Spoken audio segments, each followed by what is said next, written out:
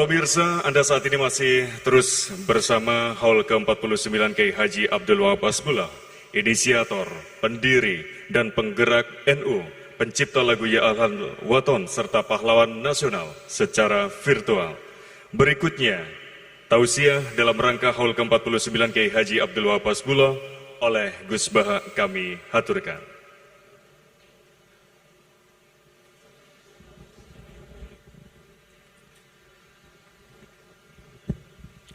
Assalamualaikum warahmatullahi wabarakatuh. Bismillahirrahmanirrahim. Allahumma ya Allah ihdinas siratal mustaqim siratal ladzina an'amta 'alaihim ghairil maghdubi 'alaihim waladdallin amin. Allahumma shalli wa sallim ala habibika Mustafaka Muhammad wa ala alihi wa sahbihi wa barik wa sallim aslimin amma ba'du. Yang sangat saya hormati Mustasyar PBNU sekaligus Wakil Presiden Profesor Dr. Ma'ruf Amin, yang saya hormati Rais Am PBNU, Rais Am NU Kiai Haji Miftahul Akhyar, Ketua Tanfid PBNU yang juga masih pernah mbah sama saya, Kiai Haji Said Akil, yang saya tadi senang sekali marahnya, senang sekali girohnya, karena itu memang khas keluarga kami. Jadi kalau nggak kesampaian marah itu bagus.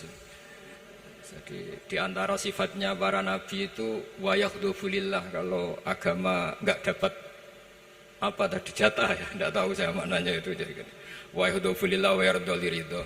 Semua yang saya hormati, ini ada Ibu Menteri, Ibu Ida Fauzia, ada Gubernur Jatim Ibu Khofifah, yang sangat saya hormati keluarga besar Mbah Wahab Hasbullah. Di sini secara berurutan ada Nyai Mutmainnah, ada Nyai Mahfuzah, ada Nyai Hizbiyah, ada Nyai Mujidah. Yang sangat saya hormati Kiai Haji Hasib, Kiai Haji Rogib, semua yang saya hormati para santri, para alumni. Alhamdulillah tadi acaranya banyak sekali, jadi saya nanti ngaji insya Allah 15 menit. Karena menurut saya solusi bangsa ini itu mudah sekali kalau mau niru Mbah Wahab. Saya kemarin ditilihi Gus Hasib, saya tidak bilang bertamu, karena kalau tamu itu seakan-akan saya yang jadi tujuan, tapi nilihi lah karena beliau orang sepuh. Kemudian beberapa hari dikasih paketan buku beliau tentang Mbah Wahab, buku dari beliau tentang Mbah Wahab. Tapi sebetulnya saya tahu banyak tentang Mbah Wahab tanpa buku itu, karena Mbah Maimun, guru saya, juga bapak saya, Kiai Haji Nur Salim sering cerita. Kiai Wahab itu pedagang, juga ulama, juga politikus, juga pahlawan. Kita sebetulnya melihat itu sederhana, hanya sederhana dalam pikiran ulama. Jadi pernah suatu ketika Sayyidina Ali itu marah besar ketika melihat umat Islam itu pasif itu tidak aktif, sehingga beliau marah besar. Di antara kalimatnya itu, karena ini tengah-tengah kalimat, langsung pakai fa'ataf atau fa'tafrek atau apa sajalah, nanti terserah santri-santri yang ngi'rab. Fakubhan lakum hina sirtum gharadun yurma. Jadi umat ini akan buruk sekali ketika posisinya itu objek yang jadi sasaran tembak atau sasaran perasan pihak lain. Ketika misalnya haji itu bagus prospek, nanti ujung-ujungnya yang bikin sajadah kadang orang sana, mau biang kubu sebelah, nanti sensitif secara politik. Nanti ketika umat Islam punya kebutuhan pakaian ihram besar, juga yang produk kadang orang lain. Begitu seterusnya, sehingga setiap kebutuhan kita pun yang produk itu orang lain. Sehingga Mbah Wahab berpikiran sampai impor mori, pas itu kain putih. Begitu juga traveling, ketika umat Islam butuh mudah pergi ke Mekah untuk haji dan umrah, juga bironya itu kadang orang lain. Zaman itu Hindia Belanda, sehingga beliau dulu sudah mendirikan semacam biro haji. Itu semua adalah madhab, di antara madhab Sayyidina Ali ketika beliau mengatakan fakubhan lakum hina sirtum gharadun yurma. Buruk sekali kamu di mana-mana ini jadi objek. Misalnya kira-kira ginilah, kalau kholnya Mbah Wahab itu ada 10.000 santri dan semuanya karena keluarga kiai itu dermawan, sama Bu Mujidah dikasih makan semua. Nanti cateringnya yang menyediakan orang lain, kita tidak punya kecakapan produksi itu atau melayani itu. Sehingga perdagangan Mbah Wahab dalam tradisi keulamaan itu dimaknani sebagai supaya kita ini jadi aktor, baik di perdagangan, di politik, maupun dalam solusi urusan-urusan publik. Misalnya sekarang ada problem apalah, sebetulnya solusinya gampang sekali. Ketika kita minus atau ketika kita tidak berkecukupan, mulai dulu ulama itu solusinya gampang. Pernah suatu Abdul Qasim Al-Junaidi atau siapa sajalah, ini karena polanya sama, menyuruh muridnya, saya tolong belikan ikan. Cara sekarang mungkin dikasih uang 50.000, terus dikasih tahu sama muridnya, Pak Yai uangnya tidak cukup karena harga ikannya 70.000. Terus kata gurunya, beri lebih murah lagi. Uang 50 aja tidak cukup, kok cari yang lebih murah. Kata beliau, arkhisuhu bitarki. Ya bikin murah karena kamu tidak berkeinginan. Jadi nggak usah belikan katanya. Ini penting sekali karena dulu ada solusi, masyhur itu makalahnya Imam Syafi'i itu. Kata beliau, fa innal ghina anisya'ila bihi. Kalau kamu ingin tidak tergantung sesuatu, maka hindari sesuatu itu. Jangan memaksakan memenuhi sesuatu itu dengan memaksakan, tapi hindari sesuatu itu. Saya misalnya kalau nuruti kepengin misalnya, kalau saya dengan nafsu serakah saya, mungkin saya ingin punya mobil mewah, ingin apa saja. Tapi itu membuat saya tersiksa karena harus menyediakan ini itu. Ya sudah, tidak usah ingin. Sehingga mudah sekali. Makanya kata ulama dulu, fa innal ghina anisya'la bihi. Untuk menjadi berkecukupan, usahakan banyak hal yang tidak Anda butuhkan. Semakin banyak hal yang kita butuhkan, maka kita akan tergantung akan sesuatu itu. Makanya banyak ilmuwan, saya sering diskusi sama pakar-pakar sama ilmuwan. Apakah negara Amerika itu negara yang kuat? Banyak ilmuwan yang berpikir itu ilmuwan politik, bukan tasawuf, berpikir negara paling lemah itu ya kayak Amerika. Karena semakin powernya kuat, ketergantungannya semakin kuat. Untuk memenuhi kebutuhan listrik harus begini, untuk kebutuhan minyaknya harus ini. Semakin kita kuat, maka ketergantungan akan sesuatu semakin banyak. Jadi ibarat orang yang punya Alphard sama yang enggak, kayak mana ya? Kayak yang enggak, karena kebutuhannya ada banyak. Artinya dalam kondisi krisis, ulama masih punya solusi, yaitu al-ghina itu anisya'la bihi. Jadi usahakan ketercukupan itu karena menghindari kebutuhan-kebutuhan yang tidak primer, yang tidak prinsip. Bukan memaksakan semuanya terpenuhi. Karena kita ini ulama. Dulu ketika sebelum ada negara, belum ada TNI, itu ulama punya cara untuk melawan Belanda. Karena mereka terbiasa punya loyalis, punya muhibbin, punya ghirah, punya strategi. Sehingga Belanda itu kesulitan ngadepi ulama. Apalagi mereka terus ke Mekah, ketemu komunitas internasional yang semuanya berfatwa bahwa penjajahan harus dilawan. Itu luar biasa. Belum ada negara, nggak ditopang negara, kemudian tetap bisa melakukan perlawanan.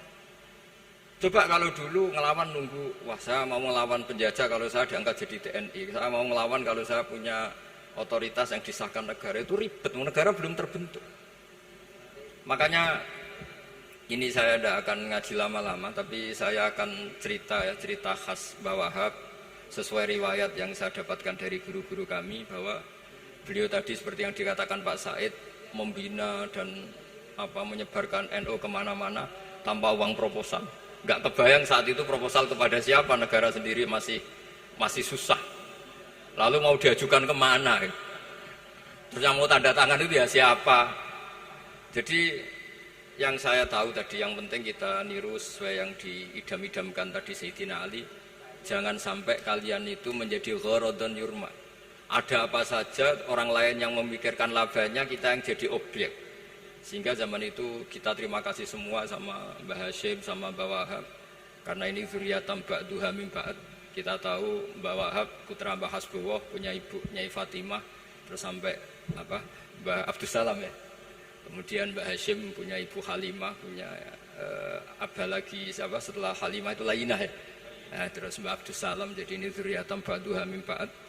Kalau dalam tulisan itu sampai Mbah Abdul Jabbar bin Ahmad bin Mbah Sambu. Memang Mbah Sambu punya beberapa saudara, diantaranya ada yang namanya Mbah Yusuf, itu yang melahirkan keluarganya Mbah Ahmad Siddiq Jember, Mbah Siddiq Jember. Ada yang Abdul Halim yang melahirkan keluarga Lasem, termasuk saya itu lewat jalur Mbah Abdul Halim. Jadi zuriyatam ba'duha min ba'd. Dulu semua orang zaman Rasulullah SAW itu dilatih jadi aktor, jadi subjek. Sehingga orang yang miskin pun ketika perang Tabuk, perang Dzatil Usrah, itu semua menyumbang. Ada yang menyumbang emas yang nggak terkira, yaitu Sayyidina Utsman. Ada yang cerita, ya Rasulullah saat tadi malam buruh dan punya beras hanya 2 kilo, yang 1 kilo saya sumbangkan jenengan, yang 1 kilo saya pakai untuk keluarga kami. Sekarang logikanya sederhana, kalau orang miskin 3.000, pas itu anggap saja pasukannya misalnya 3.000. 3.000 nyumbang beras 1 kilo, itu artinya terdapat 3.000 kilo beras.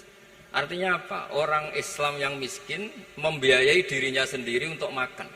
Dan mereka adalah aktor heroik. Tapi kalau misalnya ini orang-orang miskin ini tidak mau urun rembuk, kemudian menjadi beban negara, maka yang harusnya dipakai senjata, dipakai beli sembako. Dulu zaman Nabi meskipun orang itu miskin, itu semuanya bersifat heroik. Sehingga perang Dzatil Usrah itu perang paling dikenang Al-Quran. Nah, efek dari ingin memberi adalah tidak tamak. Makanya kalau dalam kitab tasawuf, itu orang pikir itu gak dikritik. Yang dikritik orang tomak. Karena orang menvonis orang lain kikir itu pasti karena berkeinginan mendapat. Kalau tidak berkeinginan mendapat, maka orang lain tidak akan kamu vonis sebagai kikir.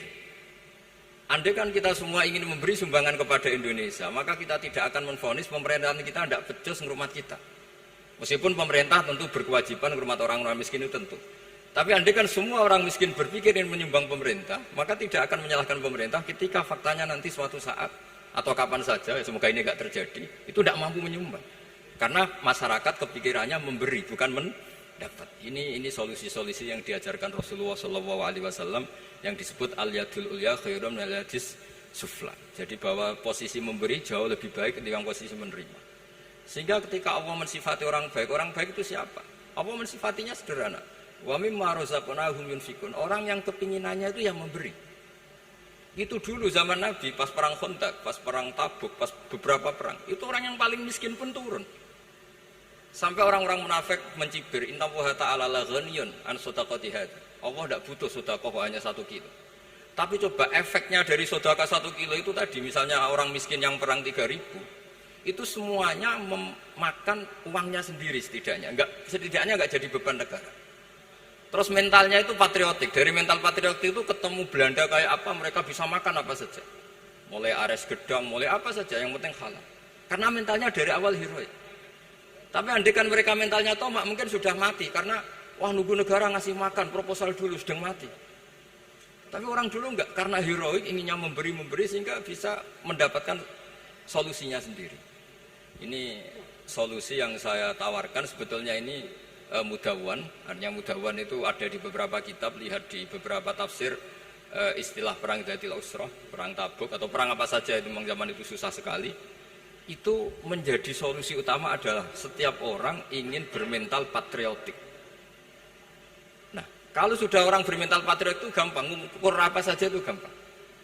Karena tadi dari 3.000 atau 1.000 atau apa saja pasukan, sampai ada yang urun tadi beras 1 kilo, tapi 1 kilo itu menjadi satu watak, satu karakter bahwa bangsa ini inginnya memberi sama negara, sehingga negara ini mudah merdeka. Coba kalau semua orang miskin zaman itu bermental ingin mendapat, ribut proposal, nyalahkan ini, nggak didata miskin tersinggung, kan capek. Jadi ini memang zaman akhir ya, agak aneh, orang nggak didata miskin itu tersinggung. Kalau besanan nyari yang kaya, tapi kalau ada sumbangan nyari sebagai yang miskin. Jadi kalau tanya solusi khas ulama, kita belajar dari perang Dzatil Usrah. Itu orang yang miskin semuanya urun. Nah, barokahnya urun itu kemudian mereka bermental patriotik.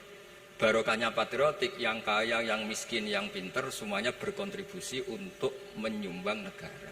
Akhirnya negara ini bisa merdeka sebelum terbentuk TNI, sebelum terbentuk Polri. Karena tadi keinginan memberi, keinginan patriotik.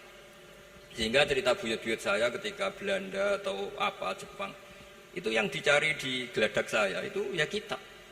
Karena kitab ini dianggap sumber inspirasi mereka melawan Belanda. Dulu kita tahu masyarakat kita itu kalau ngerti Belanda itu dipanggil Doro, wis penjajah jadi diundang Doro. Itu kan terlalu dulu. Sehingga orang Arab itu kadang agak dengan tanda kutip mencibir kita. Kalau bahasakan negara jajahan itu mustakmarin. Negara yang perlu rame karena cara berpikir masih terbelakang. Wong penjajah kok dipanggil Doro. Terus ketika beberapa kiai melihat Belanda baik karena di alun-alun dikasih masjid gini-gini, sudah tidak berotak karena anggap Hindia Belanda itu baik.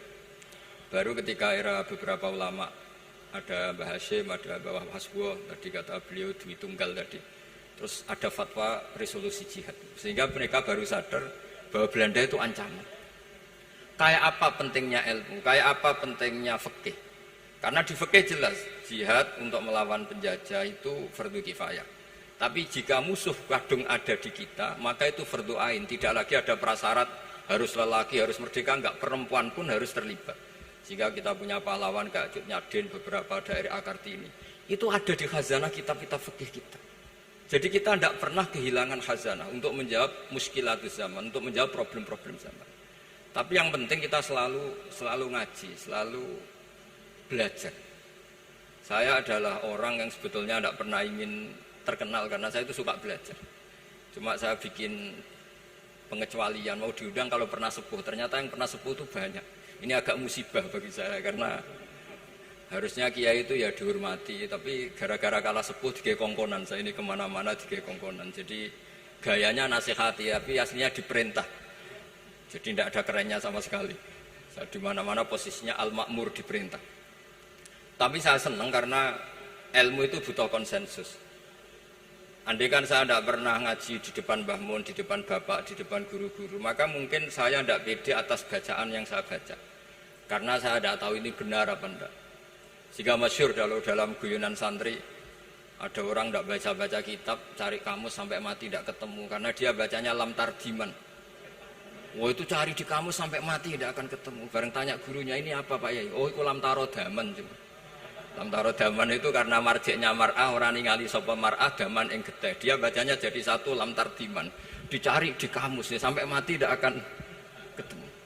Makanya di guyonan-guyonan pesantren itu banyak katanya ada cerita orang mati karena satu titik. Jadi gurunya baca habbatun sauda dawaun min kulli da.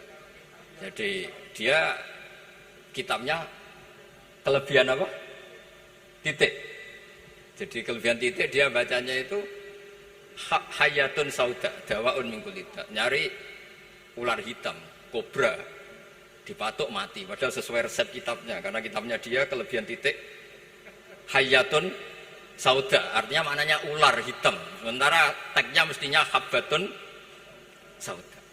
Jadi kenaifan-kenaifan begini itu harus kita dandani, karena yang bisa, kata Pak Said tadi, yang bisa itu kita. Cari kebenaran dari mana? Kita itu ya pokoknya ulama lah. Tidak harus NU, tidak harus Muhammadiyah, pokoknya ulama. Yang wasatiyah. Itu nanti terus gimana? Yang wasatiyah itu kayak apa? Tapi jelas ulama. Karena dulu zaman, kalau kita fair secara sejarah dulu ya Mbah Wahab ya dekat Mas Mansur, dulu Mbah Hashim ngaji sama Mbah Ahmad Dahlan sama-sama di Mbah Soleh Darat, ketika di Mekah ya sama-sama ngaji di Syekh Khotim Minangkabau. Jadi kalau era beliau itu ya memang dulu perbedaan itu nggak ada masalah. Karena perbedaan itu bawaan visi. Saya belajar usul fikih di antara yang diceritakan di buku-buku Mbah Wahab. Beliau itu ahli usul fikih. Sementara Ki Bisri itu suka fikih mateng. Sehingga memang ada perbedaan antara fikih mateng dan usul fikih. Saya beri satu contoh. Ini guyonan tapi nanti di usul fikih nanti kelihatan.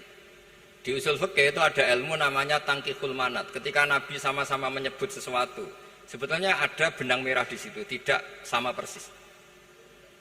Misalnya begini. Ja'a a'rabiyun ila Rasulillah sallallahu alaihi wasallam. Faqala ya Rasulullah ahlaktu. Wa ma ahlakaka qal waqatu imraati fi nahari Ramadan. Ya Rasulullah, saya ini orang yang rusak karena saya berhubungan intim dengan istri saya di ketika Ramadan. Terus Nabi ngendikan, ya sudah kamu harus merdekakan budak, saya tidak punya ya Rasulullah. Ya sudah kamu puasa 2 bulan berturut-turut. Kata beliau, puasa baru sehari saja kecelakaan apalagi 2 bulan. Karena kamu orang Arab lah, orang Arab itu, dia cerita ini di Arab kita. Terus, ya sudah kamu sodako sama 60 orang miskin. Saya ini orang paling miskin. Susah kan menghadapi orang miskin seperti ini. Nah, pertanyaannya secara usul fikih, menurut mazhab Syafi'i, sanksi berat itu hanya untuk yang berhubungan suami istri. Sehingga kalau membatalkannya pakai rokok, pakai minum, pakai makan, tidak kena sanksi seberat itu. Masuk akal kan, karena memang hubungan suami istri dalam banyak hal, misalnya haji, Itu ifsad, yang benar-benar ifsad, bisa merusak haji secara total. Tapi menurut Imam Malik, pikiran Imam Syafi'i itu dianggap aneh. Loh, ini hubungan suami istri itu statusnya mubah, sesuatu yang boleh. Maka semua hal yang boleh tapi merusak kehormatan Ramadan, maka ketentuannya sama. Yaitu misalnya nggak sakit, nggak apa, pagi-pagi nyate. Wah, itu kan melecehkan Ramadan, nggak sakit, nggak apa, kok pagi-pagi nyate. Perlu dicatat karena hubungan suami istri itu sesuatu yang boleh. Berarti kalau yang boleh merusak Ramadan hukumannya berat, makan yang statusnya boleh juga hukumannya berat. Itu dulu bapak saya ketika bikin analogi itu mau cerita sederhana gini. Hak di sini ono santri ya goblok, kandanane aneh. Istrinya lapor ke kiainya, Pak Yai, santri jenengan kalau sama istri sering mukul itu nabok pakai tangan. Santrinya dipanggil kan alumni, kamu jangan sering mukul istri kamu gini-gini. Iya Pak Yai, njeh. Suatu saat 2 minggu istrinya lapor lagi, sekarang tidak nabok Pak Yai, nyaduk. Karena yang dilarang hanya nabok.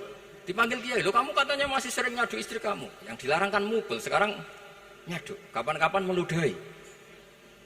Nah, artinya di usul fikih dijelaskan bahwa makna haramnya naboi adalah hurmatul idza, haramnya menyakiti. Maka nyaduk sama, meludahi sama, menerlantarkan sama. Itu dulu bahwa ahlinya bikin usul fikih seperti itu. Sehingga misalnya amar ma'ruf nahi mungkar, ketika beliau ditanya apakah perlu ikut kabinet gotong royong, tapi di situ banyak kelompok yang mungkin tidak cocok. Pikirannya kayak apa, harus ikut, justru ikut itu ikut benahi dari dalam. Meskipun dari ikut itu Mbah Wahab nyun sewu yang ngalami fitnah yang macam-macam dituduh karena zaman itu nasakom. Tapi itu beliau santai saja. Tapi zaman itu memang itu sah karena zaman itu belum dibubarkan. Jadi yang dialami Mbah Wahab ini luar biasa. Semuanya harus jadi pelajaran bagi kita. Makanya jangan pernah meninggalkan ilmu yang bernama usul fikih. Karena fikih yang mateng itu cara basa Jawa ini akan kehilangan stok teks. Misalnya Nabi sedekah pakai kurma atau pakai apa makanan pokok. Itu hadisnya itu kurma, sama Imam Syafi'i digenti kutu ahli baladi, yaitu makanan pokok dari negara. Sehingga kita tidak bisa mentang-mentang Nabi sedekahnya pakai kurma, terus kita orang miskin kita kasih kurma. Bisa linu tuh nih kalau makan kurma orang Indonesia itu. Karena yang penting itu kutu ahlil balad, bukan kurma. Bukan mentang-mentang Nabi sholat di Mekah Medina, kalau ingin persis sunnah Rasul, sholatnya harus di Mekah Medina. Kalau di Indonesia Nabi tidak pernah sholat di Indonesia. Sunnah Rasul sholatnya di Mekah Medina, bisa tidak ada orang sholat kalau gitu. Jadi ada ilmu yang namanya tangkihul manat, yang harus ditiru itu sisi mana? Nah dalam konteks Arabi tadi terus kemudian ada dibuang. Ja'a Arabion, kata Arabi itu dibuang. Datang orang Bedui, orang kota pun kalau punya kesalahan yang sama hukumannya juga sama. Maka kata Arabi dibuang. Nah menurut Imam Malik kata jima, hubungan suami istri juga dibuang, digenti membatalkan puasa dengan apa saja yang tanpa uzur syarat. Jadi ini kealiman kiai-kiai Indonesia dulu itu.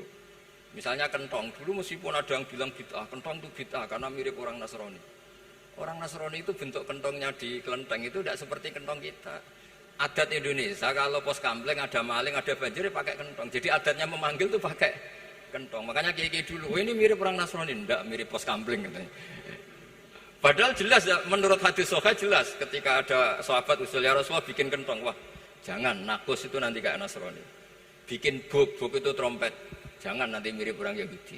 Ya dengan api ya Rasulullah, jangan nanti mirip Majusi. Datang sahabat tergesa-gesa, beliau mimpi kalau diajarin azan. Azan itu maknanya al-ilam, memberi maklumat waktu sholat. Akhirnya ada azan. Kemudian ulama Indonesia dulu Mbah Hashim sama Ki Fakih Mas Kemambang, yang satu anti kentong, yang satu pro kentong. Itu dulu ya saling menghormati, nggak masalah. Karena fikih itu sekali khilaf itu mirip-mirip.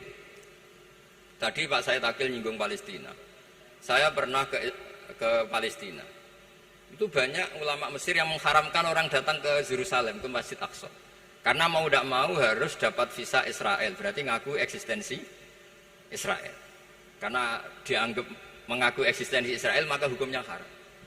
Tapi saya pernah ketemu Imam Masjid Aqsa. Beliau bilang begini, Pak Bahak, kalau orang Islam dari seluruh dunia tidak datang ke kami, maka eksistensi kami dianggap diabaikan oleh komunitas internasional. Dan itu dengan mudahnya Israel mencaplok kita. Sehingga separuh ulama Mesir juga mewajibkan yang mampu harus ke sana. Dengan cara itu Aqsa aman karena masih diperhatikan ulama atau komunitas internasional. Yang satu cara pandang ke sana berarti ngaku eksistensi Israel karena ada visa Israel.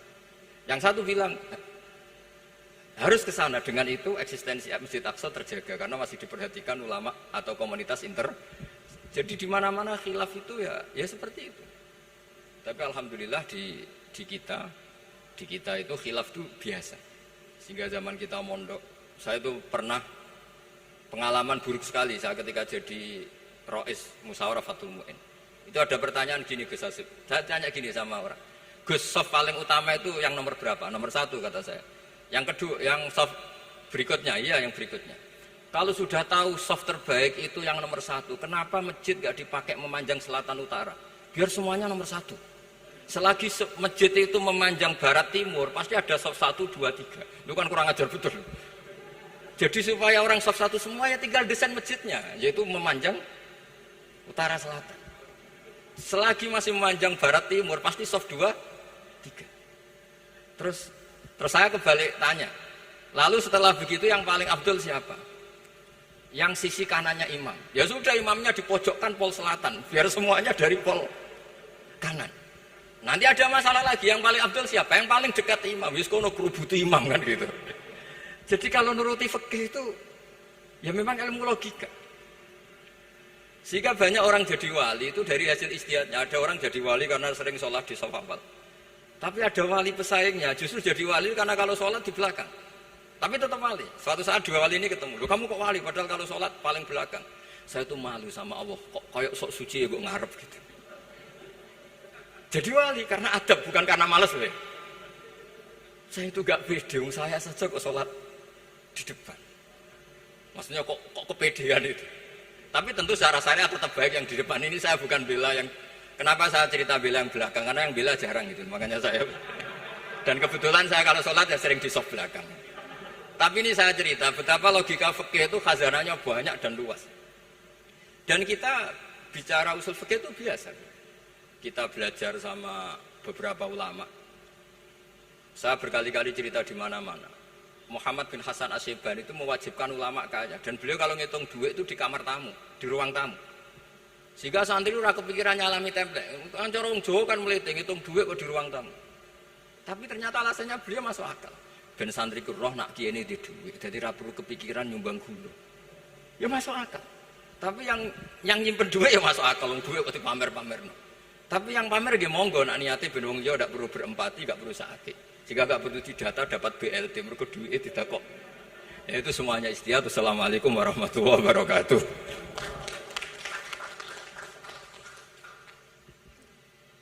Terima kasih Gus Bahak dan